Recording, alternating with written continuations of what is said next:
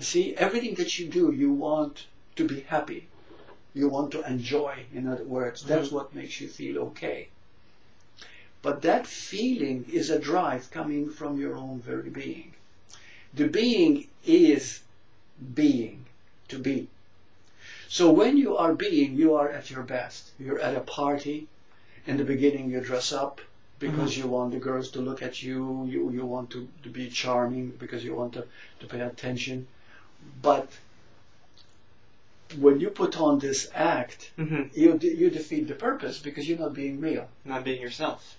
You're not being yourself. And then you find that your greatest moment wasn't when you put on an act. It was when you were being totally yourself. You see? And so, just like when you are relaxing, when you are happy, you're being yourself. When you're laughing, you're being yourself. So all these are the nature of being. So the nature of being is love itself. It is happiness itself. It is joy itself. That's why we want to enjoy everything. Coming to the word joy. Isn't it possible, Burt, that some people, after so many years of acting or conditioning, they've really forgotten how to be themselves? That's right. And so they have a really difficult time, like, sort of finding out or remembering who they are. What do you tell these people? Well, first of all, conditioning is all part.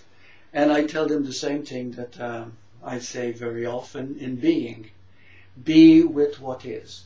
You see, all the time we want being, but we don't know we want being. So people who cannot be themselves, which means cannot be themselves, then what I ask them to do, that if you're not being yourself and you're finding it very difficult, become aware that you are putting on an act because you don't know how to be because you've never been being. Yeah, you got lost in your act. You got lost in your act. Yeah. So become aware that you're acting and it doesn't work.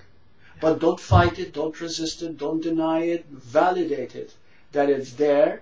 You're playing this act, and you're playing this act because you think it's going to give you the being, which of course it does not, but it camouflages it.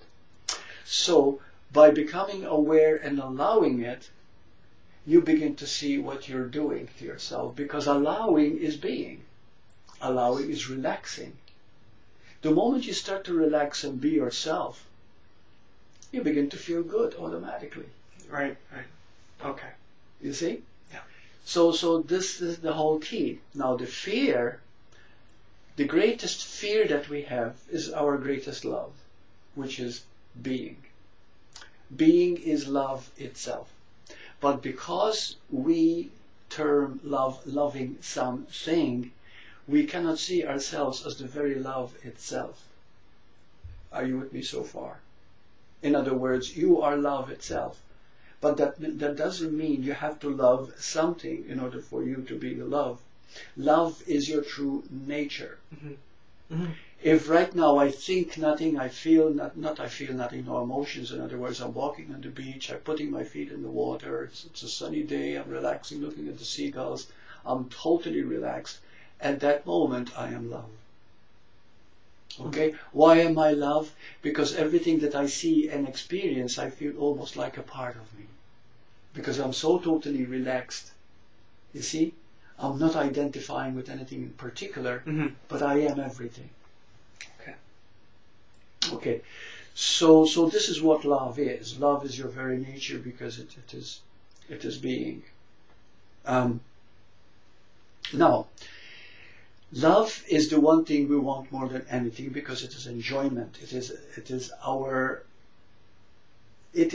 greatest pleasure. It is our greatest happiness. But it is also our greatest fear. Now, I get many emails telling me, Burt, I meditated and I found out I am nothing. And there was this emptiness engulfing me. I felt like I'm going to fall into an abyss. I got horrified. True. But that's the mind that's doing that. You see? Because they have an idea that this being is some great joy that they're going to experience the moment they try to enter it. It doesn't work like that. And it doesn't work that way. When you try to enter the being, you find yourself all the time there's nothing there. Because the being is not a something. So therefore, the moment you enter there, you find, oh my gosh, there's no me, but there's nothing. So, and then there is a fear, because your mind is saying, I am a total void. I am nothing. I don't exist. In other words, there's a tremendous fear there, because our greatest fear is not existing. But that's not possible. Not to exist is not possible, because existence itself is you, is being. So therefore, people feel that emptiness, which is of course with a small e, which is a feeling of voidness. But in truth, the emptiness that we fear is the fullness. Because think of the moments when you felt really, really good, when you were laughing. Mm-hmm. At that moment you were laughing, there is no Brian. Yeah, you get caught up. Yeah, there's absence. You're just having a good time. Yeah. See, when you're making love, when you're dancing, when you're painting, when you are writing, doing the things you love, you become one with what you're doing. You are being. But when you meditate to try to be, at that moment, because you've never experienced what being is, you have an idea, if I enter the void, I'm going to feel joy. And it doesn't work that way. All you feel is fear. Yeah. Because all you see is nothingness. It hasn't. You've entered your own image, the image that you have of being, which is impossible, because you can imagine a personality, you can imagine your body, but you cannot imagine being. Yeah. Being is beyond image, beyond definition. So we become what we define as being when we start thinking of being. So how do we go into being then? Then we start by getting to know the fear and allow the fear. And that is not an easy thing, but there is no other way around it. Whenever there's a great fear of falling into an abyss, there's a great well, you're going to be swallowed up, I'm going to be nothing, I'm going to be lost forever. You've got to accept that as your lesson at the moment, because you cannot run away from it, you cannot deny it, you cannot invalidate it, in other words. So, and what kind of fear are you talking about? The fear that you've made up in your mind of who you think the being is. But you gotta go beyond that. You've got to face that fear. For example, you said to me in the beginning, when we started out, you said, Burt, when I see myself as an image, and I go beyond that image. Yeah, there's fear there too. There is fear there. Because you don't know what's beyond it. Exactly. But that's the thing, I see myself, it's just a self-image, like you said, it's just an image. Just an image. So there's no real force there. It's That's just right. a thought. It's just a thought. And once you realize it's just a thought, yeah, it loses its power, its grip on you. Right. And what scares me is, once that goes because away the slowly, mind says, yes. Well, what's left? What's left? Yeah.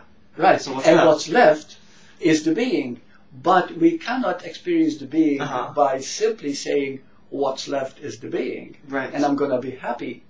Because it is an experience, it is not a thought. So how do you experience it? So you have to experience the fear. Whatever fear it is. Whatever. It will be different according to the person. Exactly. Beautifully. So you have to experience as it is. You have to allow it. And say, yeah, what is it telling me? Oh, it's that image I had. Yeah. Of being nothing, being non-existent, and being... Or being a person. Or too, being right? a person. Yeah, whatever your image was. Yeah. And that's what it is. You see, you experience it as it is.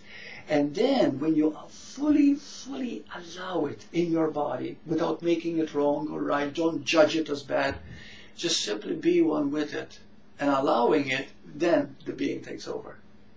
And then for no particular reason, nothing that you can come up with, you begin to relax. So it goes back to feeling the feeling. It's just another feeling. That's right. Yes, right. That's right. And the moment you start doing that, you start feeling okay.